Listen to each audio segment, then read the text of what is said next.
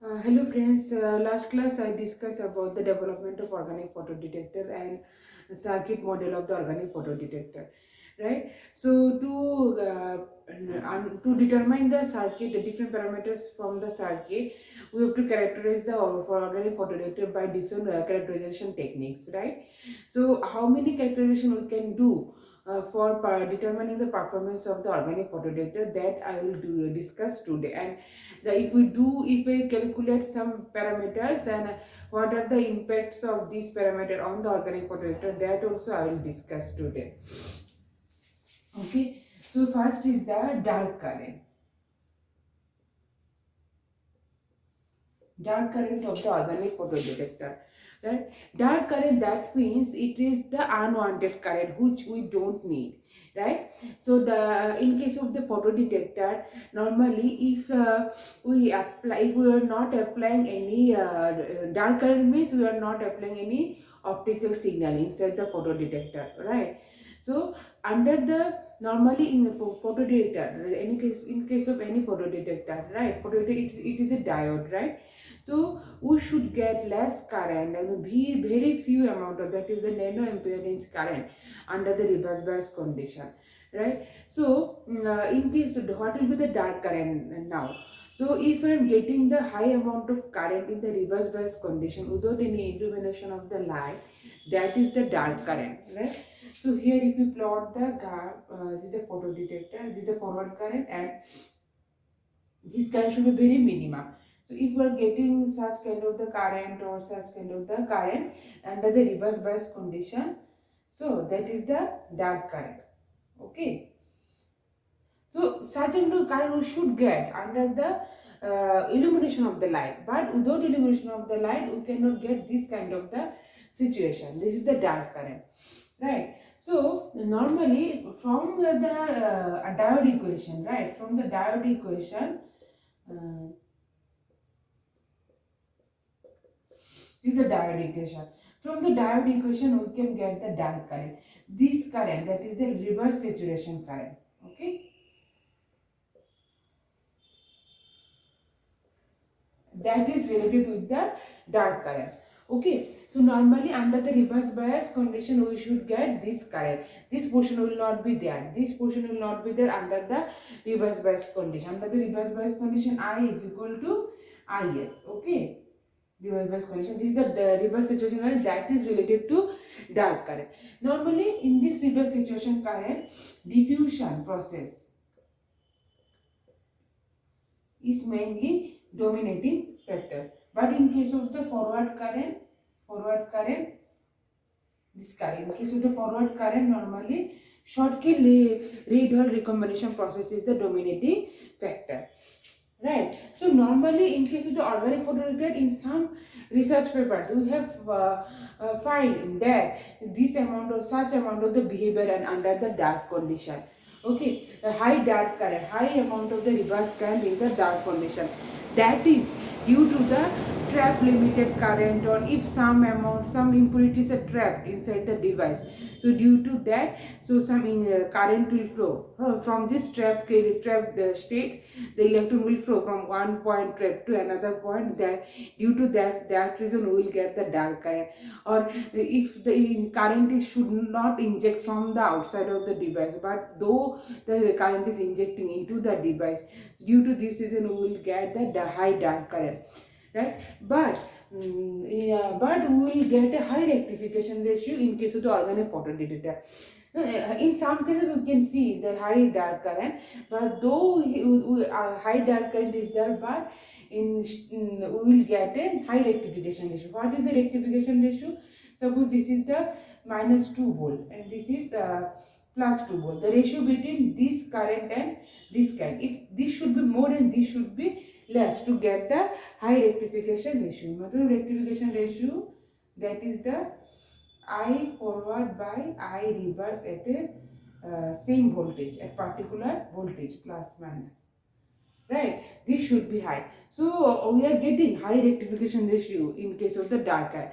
To minimize the dark current, we have to use high purity material and high crystalline material, and we have to use another additional layer so that the other current will not electron will not inject into the device to reduce the dark current. Okay, next is the responsivity.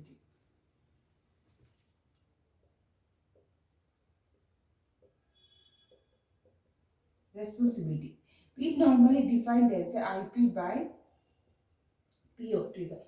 That is the ratio between photocurrent and the incident optical power.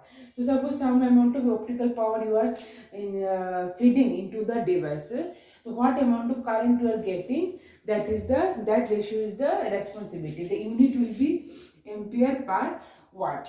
Okay, but if you plot the responsivity curve with respect to wavelength, okay, lambda wavelength means the wavelength of the incident photon. Okay, wavelength of the incident photon. So here we will get a different kind of the behavior. That means the responsivity that is varying with respect to the lambda of the incident photon, right? So normally in case of the inorganic, we will get a normally such kind of the behavior for different material. That is the broader response. Okay, but or in case of the organic material, we can get both kind of the response. Narrow response we should get, or we should also get the broader response. But in this case, inorganic photodetector, if we want to get the narrow response from the broader response, we have to apply the extra additional filter. But in case of the organic, this additional filter is not required. I have to apply some extra voltage, or we have to illuminate the device in a different direction so that we can get a narrow brain response from the broader response. Okay, so without the inclusion of the external filter, we can tune the broader response to narrow response, or narrow response to broader response. So color tunability, it has organic material, organic semiconductor has good capability of color tuning. This is the one of the important feature in case of the organic photodetector, right? So due to that, its own required external filter for case of the organic photodetector. Now, so this responsibility, right? That is also related to the efficiency. Efficiency is the internal thing.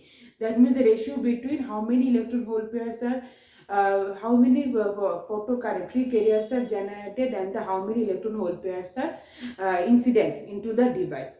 Okay, that is the external quantum efficiency.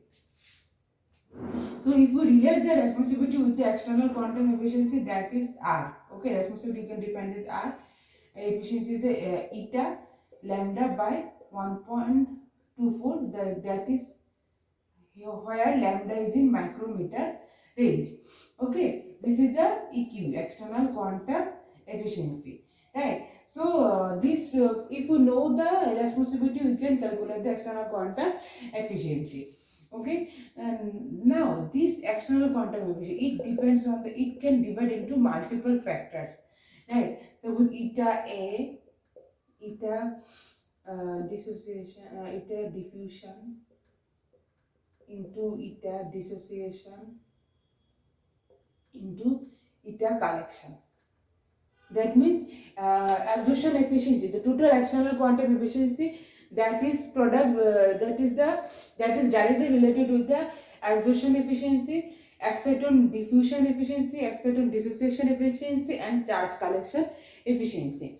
So this absorption efficiency, okay, that mainly depends on the alpha of material. That means absorption coefficient of the material, the absorption efficiency, right? So if you use high absorption coefficient material, so we will get a high absorption efficiency. And other efficiency, suppose dissociation efficiency, diffusion efficiency, exciton dissociation efficiency, charge collection efficiency, these three efficiencies, these are totally depends on the internal internal transport of the material. So normally Hoping transport is there.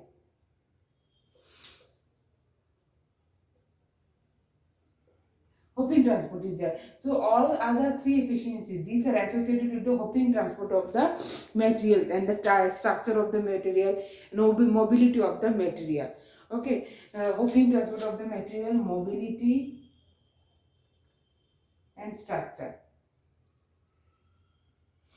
of the material. These three factors are associated with these three efficiencies. Okay, so if you want to increase this efficiency, we have to improve the Hoping transport, increase the mobility, and modify the structures. Right? This is about the responsivity and the efficiency.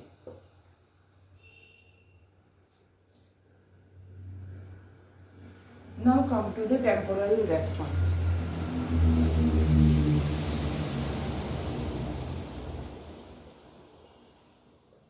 Okay, so temporal response, that is associated with the time required to produce the electrical signal from the optical signal. Time required to produce. Suppose first inside the photodetector, I have to fed the optical signal. So after some time we will get the electrical signal. So if I am telling that the speed is very fast, that means within a few minutes or within a few nanoseconds we are getting electrical signal from the optical signal. Okay, so if from whatever time we are getting, depending on the time we can tell about that the device is fast device or slow device. Okay, so time required. Now this temporal response, that is associated with the two factor. One is the rise time and another is the fall time. Okay, rise time, right? So suppose this is here in this case I'm not giving any optical signal. Okay, here optical signal, so less amount of the current. But when we apply the optical signal, it will take some time to reach the maximum current, photo current. Okay, so that is, suppose this is the off condition, this is the on condition. Okay, so this transition, right? So this transition, this time, from this time I can get the temporal response. Suppose this is the 10% of maximum photo current, this is the 90% of maximum photo current. So this time is the rise time. So again, if we remove the optical signal, again it will come to the previous state. Okay, off state. Okay, again this is the 90% and this is the 10%. This is the fall time. Okay, the rise time, fall time, both are associated with the temporal response. The definition of the temporal response means that is mainly associated with the rise time. Time required to produce electrical signal from the optical signal. As we apply the optical signal, so we will get the electrical signal, this electrical signal. So it will require some time. So if this TR is nanosecond, that means within a few, very fastly, the current is changing from 0 to high current. Okay, very fast. The process is very fast. So if TR is the millisecond, that means it will require lots of time to produce the maximum photo current. The process is the low process, right? So what are the things are associated with this rise time and the fall time? Okay, again, so another, if we plot this curve in the frequency response, that is called the response speed. So another is the response speed. So if we plot the time domain curve into the frequency domain, that is the response speed. The response speed is used to calculate the photo current, used to calculate the response time by applying the sinusoidally modulated optical signal inside the device. That means here this is the optical signal, sinusoidally modulated. So this optical signal, so accordingly we will get the electrical signal, right? Electrical signal. Okay. So for this is the time, right? This time I have to calculate according to this input signal. Right. So the response time, response speed and response time both are associated with each other. One is the time domain, another is the frequency domain. If we want to analyze the response time, so here you can see frequency response, right? So this is the maximum maximum magnitude photocurrent, right? Maximum photocurrent. So what is the response speed?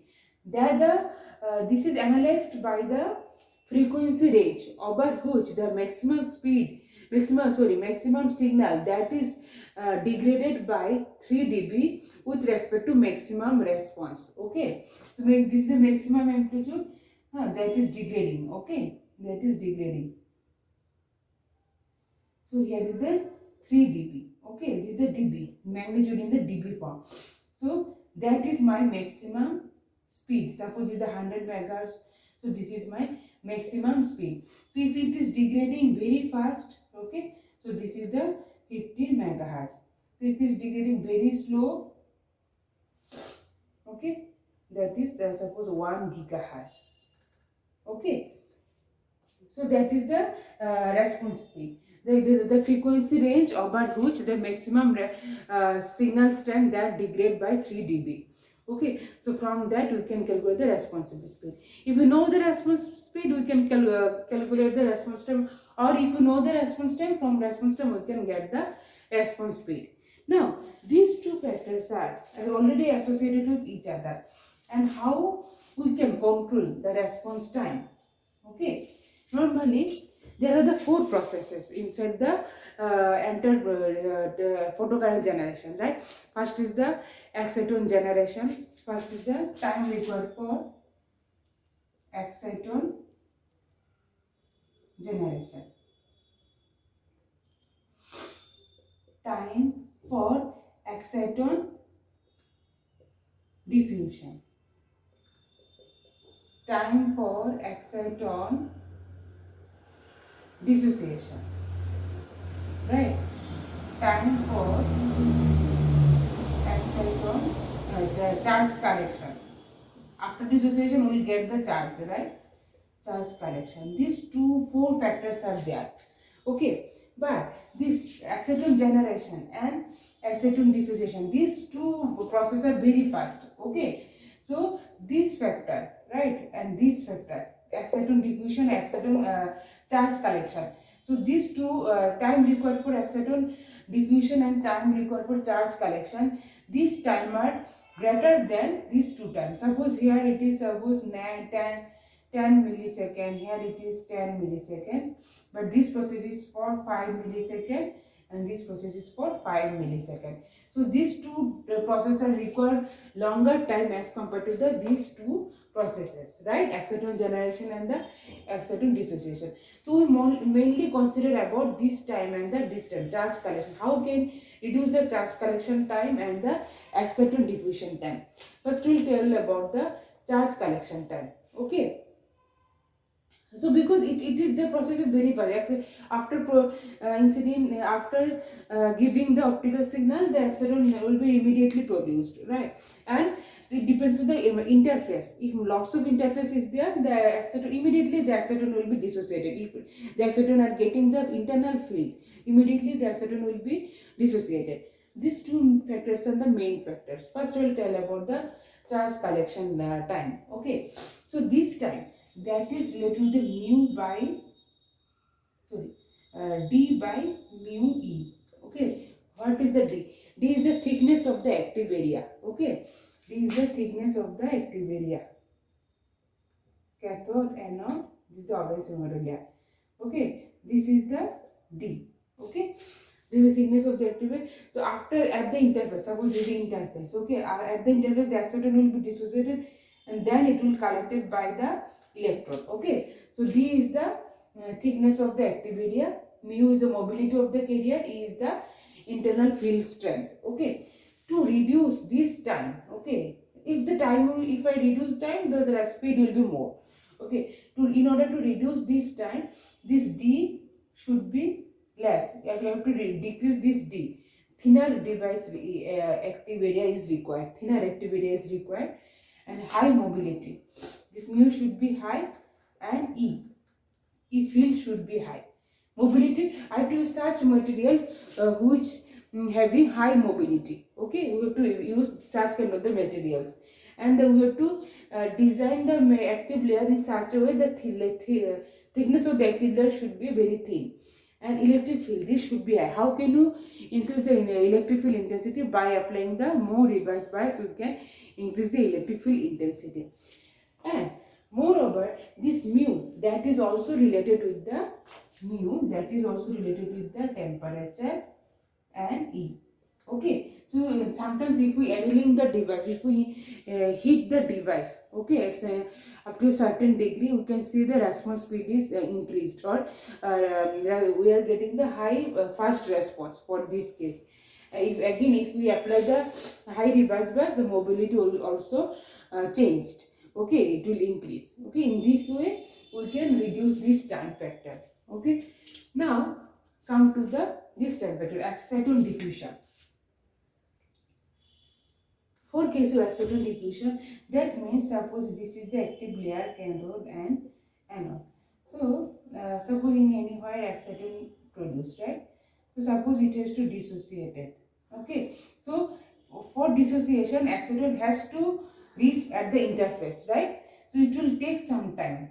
Okay, so if the interface area is far away from the acetone generation area, so it will take long time. This is called the acetone diffusion line. Okay, so that means the acetone dissociation efficiency that normally associated with the acetone diffusion land, acetone lifetime, diffusion lifetime, and diffusion coefficient. Okay, diffusion lifetime, that is associated with the diffusion length. Right. Suppose in some material, acetone diffusion length is the 20 nanometer. Okay, but if this thickness is the 50 nanometer, so it will not reach to the interface.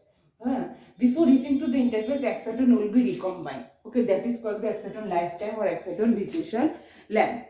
Right. So I have to use the high acetone diffusion length material, but in many cases the acetone diffusion length is less in many cases. Okay, so how can you modify this thing? Normally, if we use, okay, so if we use the multiple interface, okay, multiple interface in anywhere if the acetone is produced, okay, so it can reach to the interface within a few minutes, within a few seconds. Okay, so this distance is the 10 nanometer, right? But the diffusion length is 20 nanometer. So before you combine, it can reach to the interface, right? But after dissociation, okay, there is another better charge collection efficiency, right? So after dissociation, the free carrier has to reach at the electrodes, right? After dissociation. So if multiple interfaces are there, okay, so these are the percolation part. Due to the multiple interfaces, the free carriers will not reach to the electrodes efficiently. Okay, that means I have to use such structure which consists of mixed structure, bulk structure as well as a bilayer structure. Okay, how can you? So that is called the mixed structure. Okay. So this is the interface area, this is the bulk structure, this is a bilayer structure, this P is to N. This consists of the P terminal and intermediate bulk structure.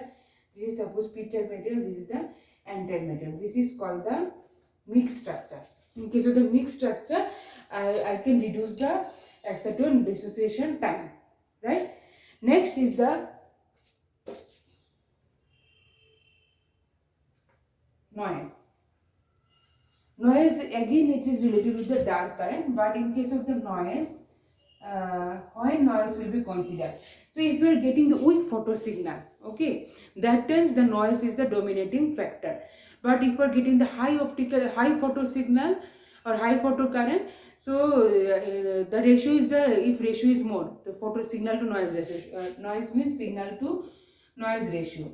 If high photo current, if this is large, okay, dark current is less, so this will not impact. If this photo current is weak, so the noise effect is the dominating factor in case of the device.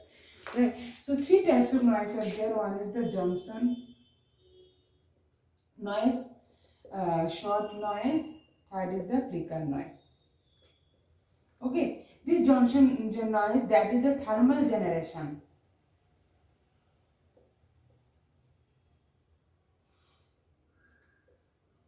Thermal generation of the carriers or electrons, okay, without any bias.